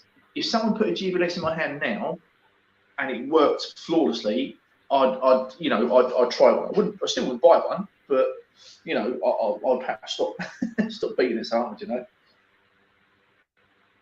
But you can't refute the evidence. If you put something in your hand, if you fire a gun and it's shit, you're gonna say it's shit. If you don't put no line about it. Yeah, exactly. And I don't know, knowing someone that was sponsored by him and then went to Camo to have all their guns done says it all to me. Just saying. Anyway, shot counter's really handy. Yeah, for me, really handy. When I looked at mine and I was like, fuck, that last event I put some rounds down. Stanto with Richie, even though the event itself was shit, we put some fucking rounds down purely because people weren't taking their hits. But yeah, Jake, totally agree. It's a really handy thing to have. Camo, I just want to also say a massive thank you for joining. I know you guys are fucking busy. I know you've got a lot of shit going on. So thank you firstly for joining, because I dropped them a message and said, look, can you answer some questions? And they've jumped on here. So massive fucking thank you to Camo. Guys, if you do want to get some work done, give them a shout. Now is a fucking really good time because people are skint and it's quiet. So you're not going to have a wait or a turnaround time for your gun. And it means you can get it all pimped up for your first game back. So if you do want to get something done, drop them a nudge. If you're looking at new guns, stuff like that, now is a very good time. But again, that's I mean, obviously, you know, NGRS recoils, that is their bag. But I have to say, obviously, they done all the work on this, on my VFC AEG. Now, this was pimped up before, and it was working fine. But obviously, I fit a new motor to it, and the thing lasted, I'm going to say, one game, and it just absolutely had a catastrophic failure. The guys from Camo did wonders. You know, this thing, mate. Obviously, this is an AEG. This is my skirmish gun. So obviously this will be, I don't mind putting hundreds and hundreds of thousands around through this. You know, this is my workhorse. The SCAR, you know, a lot of people say, why aren't you using your SCAR? Because that's for Milsims, and that's when performance has to matter. That's when I want that fucking 70, 75, 80 meters. You know, but either way, like I say, Camos can do AEGs as well. So don't, you know, although we bang on about recoils, they do standard guns as well. Yeah. So like I say, like, you know, whilst everyone sit around, you know, and you're not playing, because how many times do you go I've done it myself, you take a gun and go, can you fix that for us, but I need it back for this event. Like no one's doing any events, no one's playing, so if you're going to get any work done, I'd say get it done now. Yeah, totally agree. I'll have something heavy. She's right. I'm trying to read all the comments. Sorry, guys. If I've gone a bit quiet, Weeds are okay, but after 2 years, the parts wear out and need replacing. GHKs have better longevity. Also, GHKs take AG batteries, which is a plus to me. But some call it a con. Yeah, I mean, get a fucking TM. Don't beat it around the bush. Just go straight to the top of the tree. They are fucking good. Everyone uses them for a reason. You know, I remember speaking to the guys at Task Force 67 when I was looking to buy my first TM, and their whole team ran TMs, and they'd gone gas and then gone back to AGs. And I said, you know, why spend the extra money? And they were like, fucking just shoot one, have a go with one, and then you'll see the difference. The recoil, it's great. It's not the selling point for me. The actual build quality of the gun and the internal quality of the standard gun. Bearing in mind, I run my Scar standard. I fought it away from Camo for like 2.5 years, running it super hard, bog standard at Milsims, where everyone's got a tricked out gun, and the gun always performs. Absolutely, always performs really, really well. Okay, guys, there you go. So we will stick this to just our live stream and to our little community. But if you are looking for upgrades, then there are some discounts depending on what you want and so on and so forth. So speak to the guys at Camo, give them a bell, say who's on the live stream, ask for Miguel or Merrick, and they will hook you up with some discount. So there you go. Richie, what light are you running from Raider? I run two different types. Oh god. So this one, so they're both AliExpress specials. They're not real steel by any shape of the, you know, because I've had too many shot out to buy real steel. So it's a surefire replica. This is the 600, I think. Yeah. This is the 600. That's the 600, but this is just white light. Yeah. Obviously, this is my skirmish gun, so you're not going to run nods during the day. So that is just white light only. Again, this one on my Sky Heavy. Again, a AliExpress special. But here you can see it's the KM2. So you have white and IR. So sorry, white off IR. Yeah. So like I say, again, dual pressure pad on the top there. So you have, oh my god, white and cataracts. IR. Ding. It's crazy how IR shows up on the camera. Yeah. Crazy. Yeah, it's fucking mad. This would probably be a question for Camo, and I will be completely honest here and transparent. I do not give a fuck about what's in my gun. I don't care what it costs. I don't care where it comes from. I don't care who makes it. My gun will go to Camo and they'll build me a gun that I'm happy with. And that's the trust level I have in their service. Like, if Miguel gets something new in tomorrow and he asks for my gun, I'll give it to him.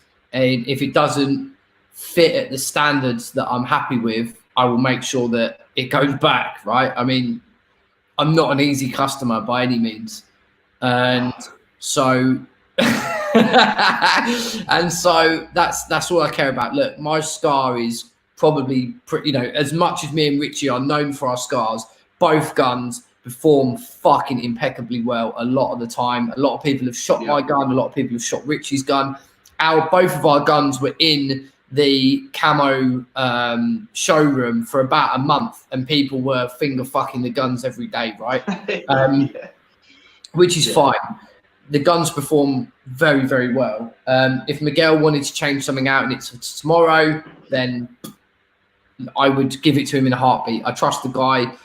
I said this to Miguel and Merrick, on a very honest night that we had with them, talking about what we do in the next few years. I was like, guys, no one is ever looking at the gun, ever. It's done by you guys. I trust you guys with the build. It performs better than most, better than 90% of the guns I pick up. It will outperform, personally, in my opinion. Even, the tricked out ones out there. There is some incredible Camo builds floating around. I know Nick Scam's got a fucking good build. Richie's got a good build. I've seen Brooksy's got a fucking good build. I mean, there are some. Winks has got a good build, mate. Do you remember us got a good build. There is some serious guns out there built by Camo. But anything else, I personally can't say it's close. personally. I mean, I've got to agree with Sam though. He says mine's better. Just saying. Probably. The big fucking VHS looking mags. Fuck off, cunt. Mate, I'm about to have a second one with big VHS looking mags. Hey, go on, baby. Back. Yeah, yeah, but the other one's something else. I love that. Yeah, there's always going to be the L and the H, right? That's yeah.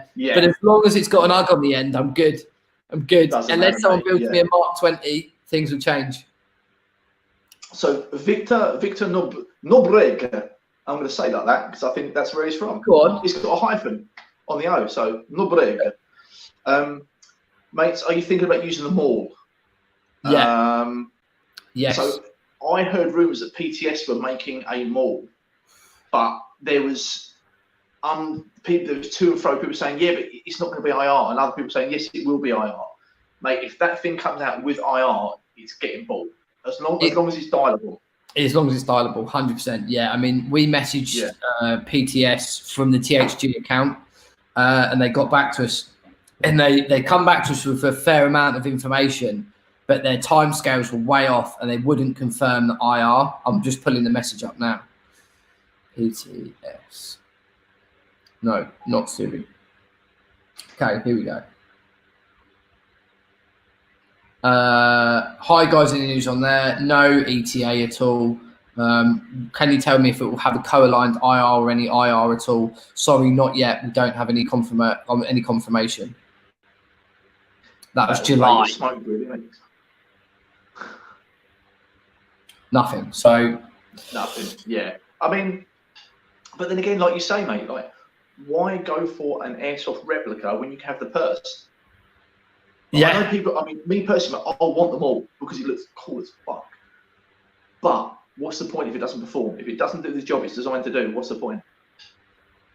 You know, whereas the purse is what, 300 quid.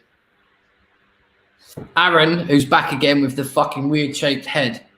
No, the one with the fucking weird. He's got like a real deep yellow jaw. Yeah, 100%. Meters for 4.8. Go on, lad. Again, you know, Camo doing what they do best.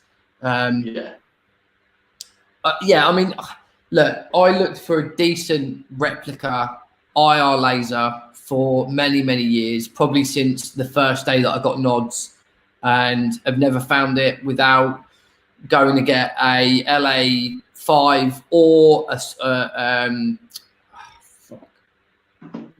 what have you got, Richie? PEC 2. A PEC 2. And I always found that they were super, super expensive and I just couldn't justify the money when realistically I'd got my D-bows and these things, the elements to shoot inherently well. It shot well enough to cap some fuckers. Like this has definitely got a body count on it. So I couldn't justify the spend. The purse, mate. 90% of those are Apocalypse. Apocalypse or all of Trojans on here. Hey!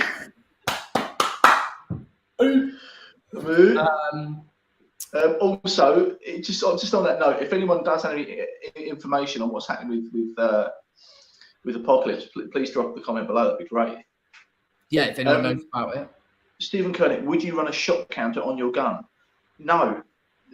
I mean, it's part of the Gate Titan install, so it's great to have it. But would I go out and purposely have one on my gun? No. What's the point?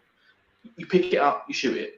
I just need, when I pull the trigger, a round to hit someone in the face. That's all I want. That's it. Yeah, totally agree. Yeah, totally agree. Nina and the Wolf. About the Mal, not fancying the offside, the side position it gets. I don't like it. I want my laser to sit straight in the center of my rail. You won't find any laser that does that other than the police pistol lasers that you can put on an M4. If you actually look at where it sits on the most popular laser in the market, is nowhere near the fucking center of the rail. No. So the center of the rail is where that black screw is. And this is the IR laser, so it's mile off. They just don't sit like that. Here, Do you know what I mean? Or here, like here even, it doesn't matter. Whichever way you're going to go with the laser, you're always going to Got to co-align it. This is where you're going to have height over ball, whichever way you do it. It is, mate. But do you know what? There's been many a 5 a.m. after party chat around that dining table. Do you know what I'm saying? Mate, many people have eaten from that table. I'm telling you that now. That dining table has fed shit to so many people, mate. So many people, literally. But I don't know if Winks. I don't know if you ever used a Pet 2, mate. But you have this round disc that's dialable, right? Which is the illuminator out to front. Like, it's infinite, it's massive, right down to this. Imagine having I used to have the illuminator head size about like that, right? With the dot right in the fucking middle there.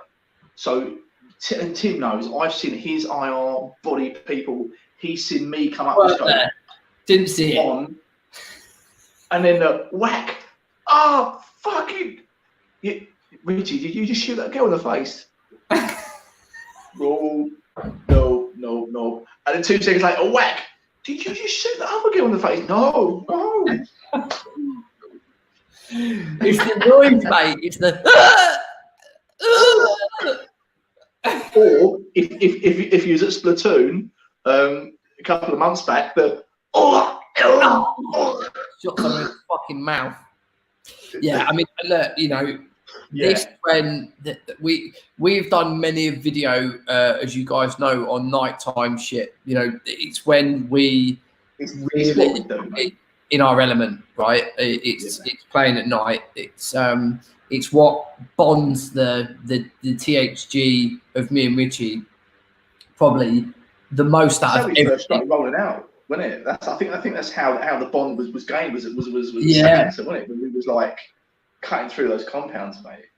Cutting through compounds at night, and then obviously doing Apocalypse and stuff with you, and like we would just be off, just gone. Yeah. Everyone else like, where the fuck are they? Oh, fucking just leave them. We've just gone, you know, and murking up on the lower side of the village. You know, I remember doing that with you and being on comms to you, and I was shooting. I'd climbed into the roof and was shooting between like a gap like this with my 416. The first time I got my GMP deval properly dialed, and it was just think here, and then I could hear you from the other side. That's when we flashbanged them lads in that hut. Remember? We threw that thing over the top of it. Boom! Didn't call it. Another one. Boom! Didn't call it. Fucking, I dashed my tremor in that. Boom! With the 12 gauge in the cunt. Still didn't call it. Me and you was like, fuck it. Wait.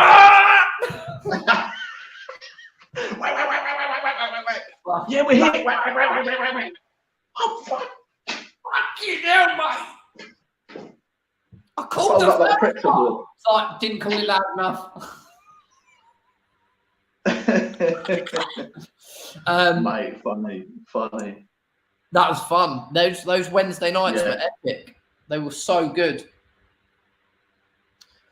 When we climbed up and turned the light for the generator off, that turned all the lights off on that little hut. Remember, you could just see people's faces coming up, completely lit up by an IR light. Ding, ding, ding. No, do you remember? So the hut basically was like that, and the door was there, wasn't it? And we were so we'd come in. If I remember right, the Jenny was off to the left-hand side of the thing. We come in, wasn't it? We basically cut the lights to the Jenny, but left the Jenny on because I've played there before. I'm talking 2012, 2013. We done the same fucking thing when he went. The generator click, and then it's silent, mate. Absolutely silent. And then you could just wait in. But obviously, learning from that mistake, we left the Jenny running. We just switched it off. And do you remember we crept round with the door facing us, and you just heard, "Oh fuck!" And both mine and your pecs have gone through the doorway like this, just on their faces. And anyone who's used nods or has seen night vision footage, when people at night they've got no nods, your pupils and their eyes like this, because they're trying to take in all the light that there is, like this, and make that look of like shock and like horror, mate. Just terror, like, fuck.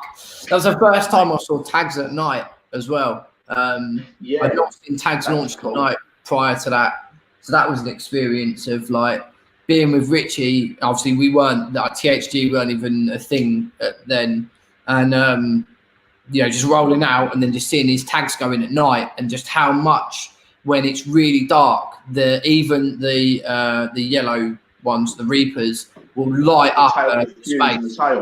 Yeah, so you see them like dancing in, like they almost wobble in the air, and then when they do go off, they've got quite a big flash that you just don't see during the day.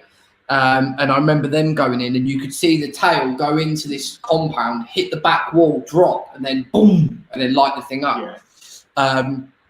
Cool. Yeah, I mean, you know, the night vision shit, it's worth investing in. Someone asking about where you got your PEC 2, they come up very rarely. If you need one, I don't know, Richie might know someone, but I don't know. They're so hard to get hold of. Russ Parker, Richie, this might be a question for you. Right, it's advice about comms. Earmuffs for Immortal as a brand, as someone to bring quality and good looking, good design. You know, they're very aesthetically pleasing, military style headset at an affordable price. I had my first set, they lasted absolutely ages. You know, they've done me such a good turn. Eventually they just died. I think it was just, obviously, I think it was running in the height of summer, sweating, all your moisture just holds in those cups. Because it is basically just a big enclosed sort of like Tupperware pot, do you know what I mean? With the electronics in it, so it's a recipe for disaster. But from then on, from my second set didn't work, my third set failed within a month. So yeah, just honestly, mate, steer clear of earmuffs at all. If you're not fussed about the over-ear look, I mean, I quite fancy getting another set of over-ears. I just can't warrant the cash for it. Do you know what I mean? For the amount that me and Tim are playing right now, I can't warrant spending £400 a set of Pel tools. Because that's what you're looking at, about £400 for a set of Pel tools. If you're not fussed about that, just buy an £8 or £10 set of Raycals off of eBay. Give JCI a call. He'll make you a PTT for 20 quid.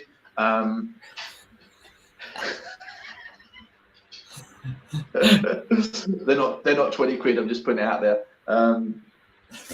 But it depends what your needs are. But he does PTTs off the shelf from Raycal in-ear system to your bow thing.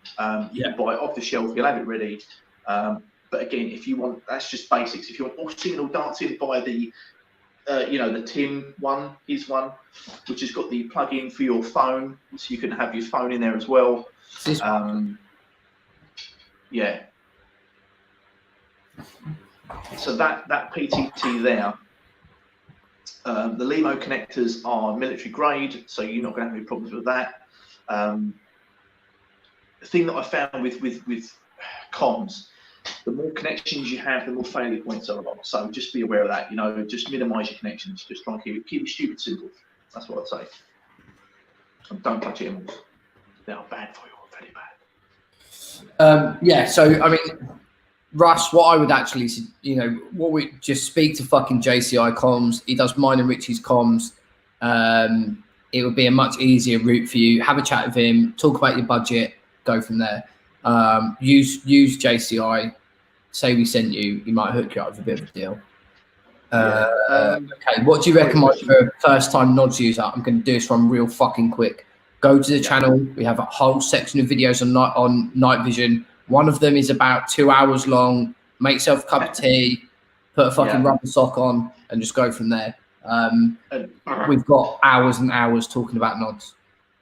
The only thing I would add on to that is, obviously, since doing that video, Psionics have come on the market, which is full color night vision.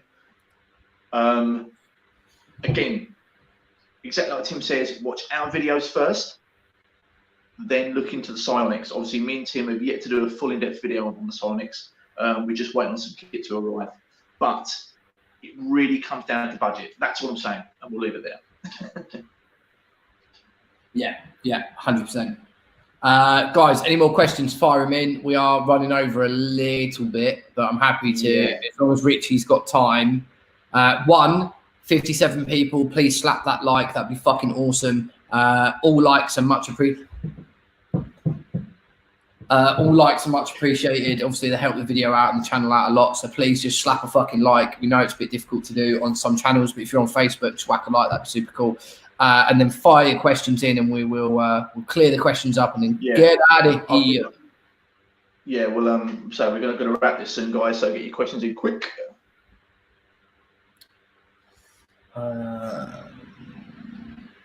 What about SkyTac Contacts 3s? Got Warlord from your review and mine broken a week.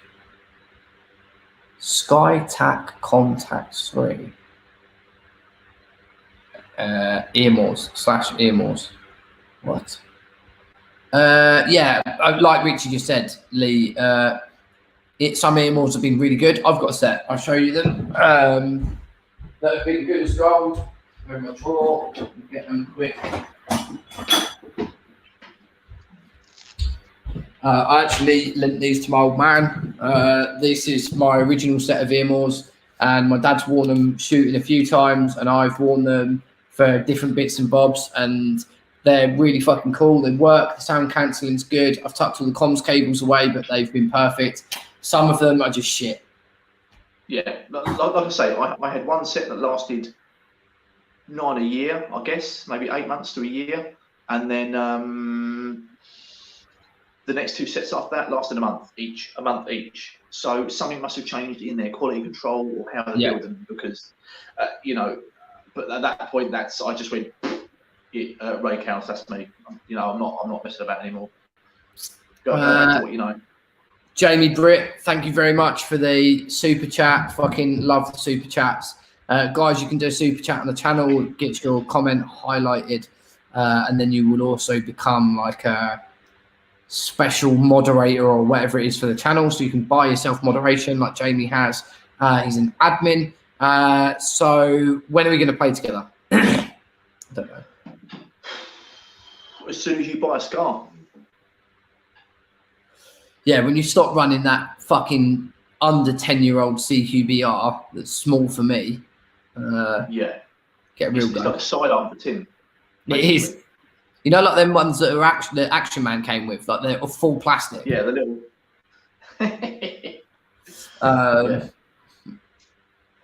Smudge, Richie, do you watch any other YouTubers? Do I watch any other YouTubers?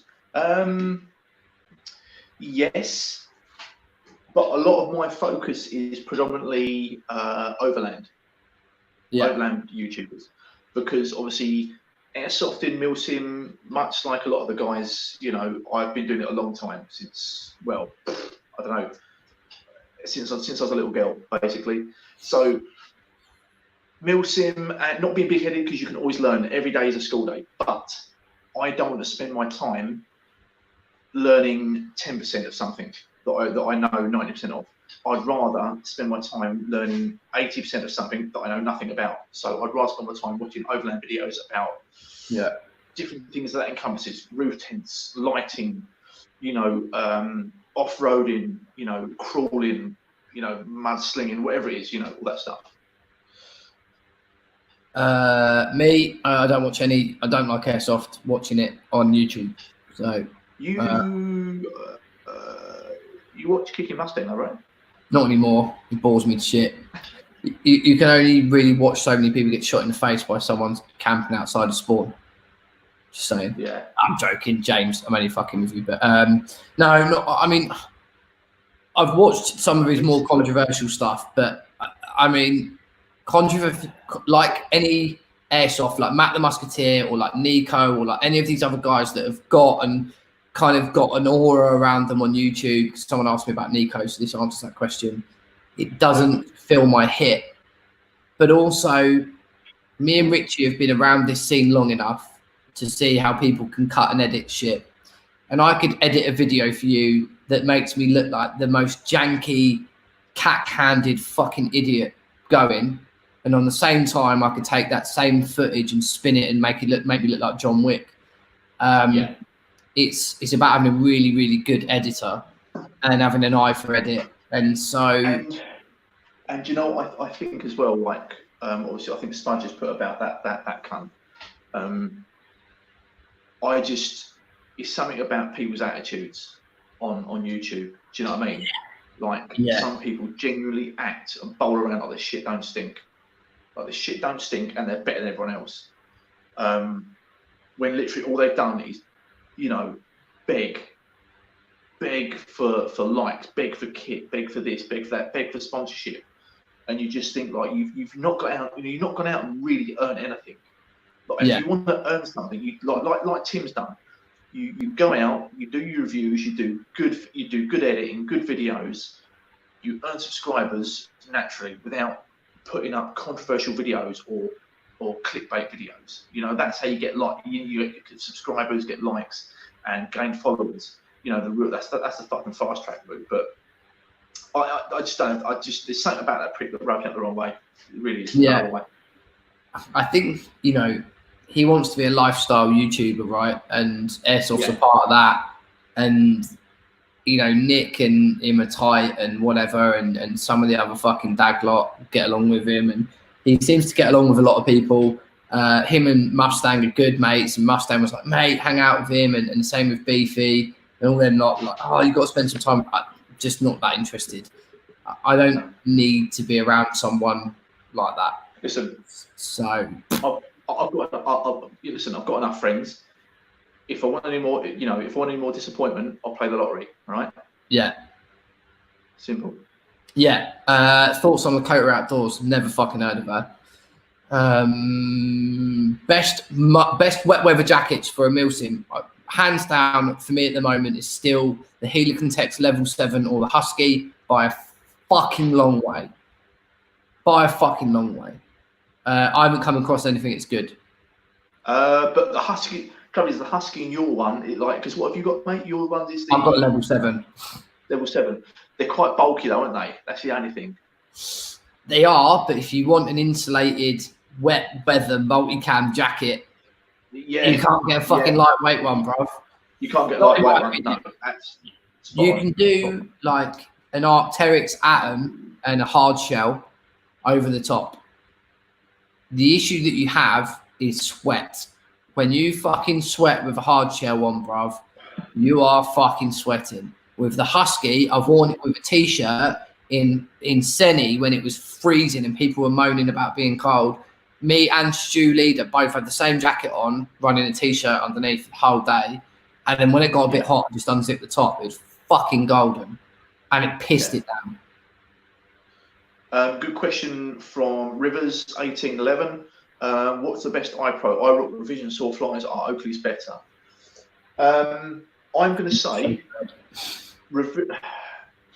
at the moment, you're here with revision, right? You're about here somewhere. Oakley's are fucking here, like in the price bracket. They're nice glasses, but they're massively overpriced for what they are.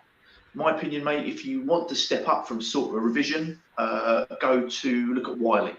Yeah. You know, they're a reasonable price bracket, but they have good selection and their quality is amazing.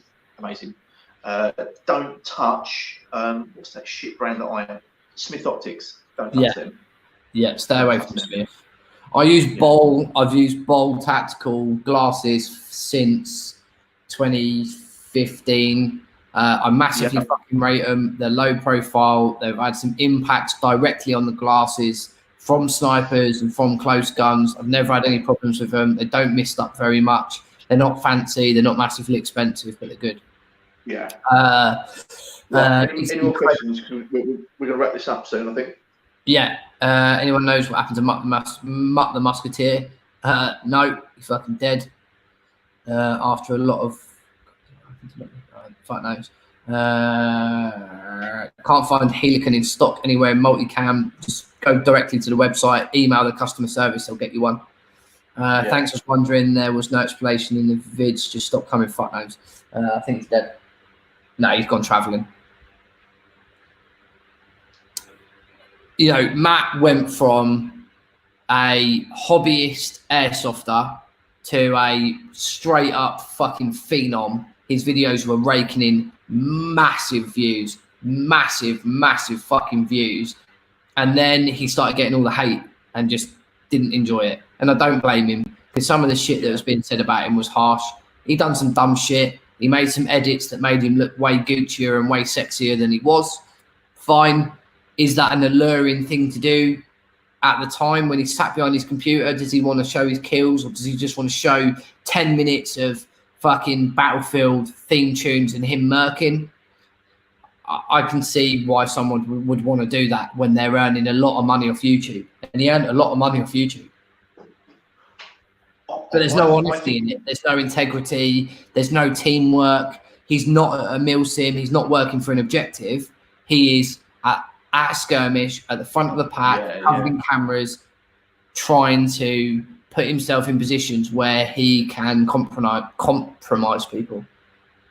Yeah. And gain good footage. It's about footage, same as Mustang. Mustang will argue with someone for footage. Yeah. He is fucking smart. Don't underestimate that cunt. He's clever as shit. It's not by fluke, the positions that he gets himself in. And I think Matt was beginning to do the same thing when he started trying to dip his toe in the Milsim pond and got his fingers really burnt. I think the skill from the skirmish field didn't translate. And I've got nothing against Matt. Me and him have had our arguments. I saw him at Ripe and I said to him, "Let's have a fucking gas," and it was squashed pretty quick. Richie was there actually, and it was over and done with pretty fast.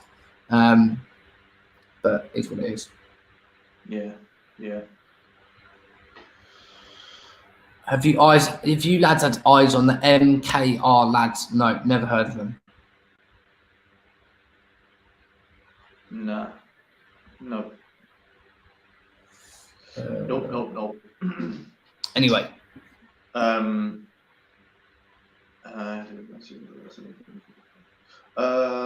Yes. Radiophile, yes, mate, absolutely. I think I've got some videos in edit that are to be edited up, which I would be doing. I would be editing videos, but I'm too busy tinkering with the truck. It's far more fun and less depressing. So, yeah, no, there will be some more videos coming soon, mate, promise. So, yeah, guys, any question, any last, well, we haven't really got time for questions, but if there's something you want to see on the channel, whether it's from myself or Tim, about any subject at all, whether it's airsoft, overlanding, surfing, whatever it may be, maybe it's something completely wildly different, like nude hang gliding you want us to cover, like, just let us know. I'm just saying I'd nude hang glide. I would, yeah. You never know. What camo kit you guys running now? Looking at getting claw gear. Got loads of claw gear. Me and Richie both run claw gear trousers. We've got loads of claw gear. Yeah, he's got a couple of sets. I've reviewed most of the claw gear catalogue. It's all on the channel if you're into it. They do some good shit. It's priced well. We've got loads of shit from Camo. Yep. Mill kit. Oh God. Right. Richie, I'm gonna get a beer. I'm gonna have a piss. Yeah. And then I'm putting the Xbox on. I'm gonna pack this shit away. I'm gonna pour a triple gin, and then I'm gonna turn the Xbox on. Yeah. Right. Thank you everyone for fucking joining us.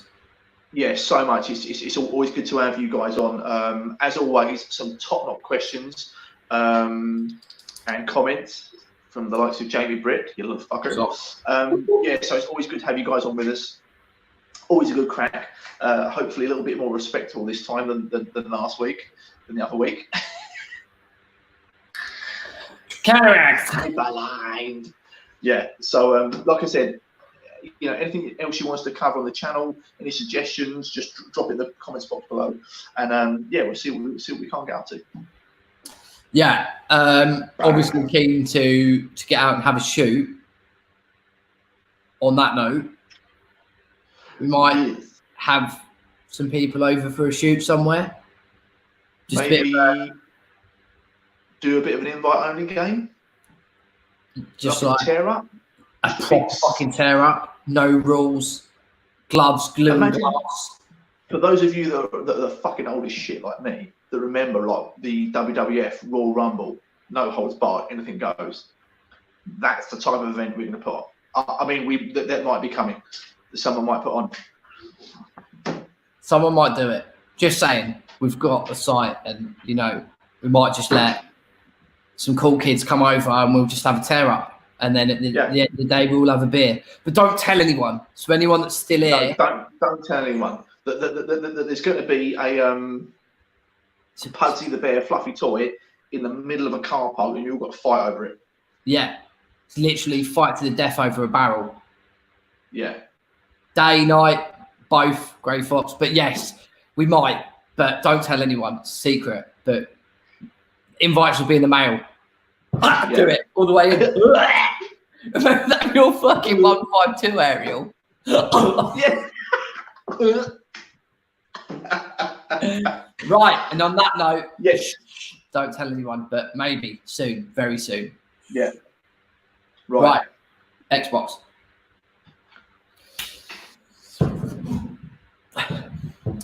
And also, if you just want to go and shit post over on Lakota fucking outdoors, go and do it.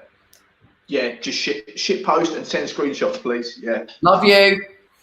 Love you. Bye.